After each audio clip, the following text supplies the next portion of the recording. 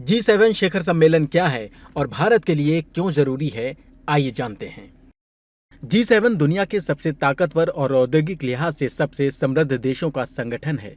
इसमें France, America, Britain, Germany, Japan, Italy और Canada शामिल हैं। अब आप पूछेंगे कि भारत का नाम तो है ही नहीं इन 7 देशों में, फिर प्रधानमंत्री नरेंद्र मोदी क्यों गए हैं? भारत G7 का सदस्य नहीं है, लेकिन आउटरीच कंट्री के तौर पर भारत को बैठक में शामिल होने के लिए इनवाइट किया गया है। भारत के लिए क्यों खास है G7? G7 देशों की कुल आबादी दुनिया की 10% है, कुल GDP दुनिया की 40% है। इतना सब कुछ होने के बाद भी इस संगठन के लिए भारत बेहद अहम देश है।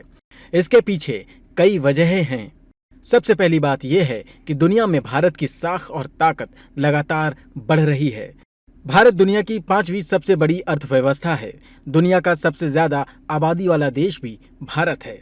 वैश्विक मामलों पर भारत ने अपना पक्ष हमेशा मजबूती के साथ रखा है। भारत राजनीतिक स्थिरता की वजह से G7 सदस्य देशों के लिए भी खासी अहमियत रखता है। इसके अलावा भारत को वैश्विक राजनीति में नई पहचान मिली है। दुनिया भी भारत की अब बढ़ती हुई गति को देख रही है और इसी वजह से G7 संगठन के लिए भारत बेहद खास देश है। अब आपको बताते हैं कि G7 शिखर सम्मेलन में फोकस में रहने वाले मुख्य मुद्दे क्या हो सकते हैं।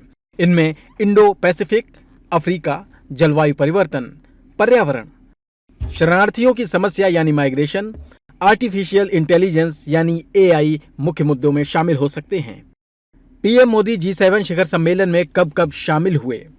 फ्रांस में अगस्त 2019 में पीएम मोदी G7 शिखर सम्मेलन में शामिल हुए थे। इसके बाद जून 2021 में ब्रिटेन में G7 सम्मेलन का आयोजन हुआ। कोरोना की वजह से पीएम मोदी इसमें वर्चुअली शामिल हुए। इसके बाद जून 2022 में जर्मनी और मई 2023 में जापान में हुए G7 सम्मेलन में भी पीएम मोदी हिस्सा लेने पहुंचे थे। अब एक बार फिर इटली में पीएम मोदी G7 शिखर सम्मेलन में हिस्सा ले रहे हैं।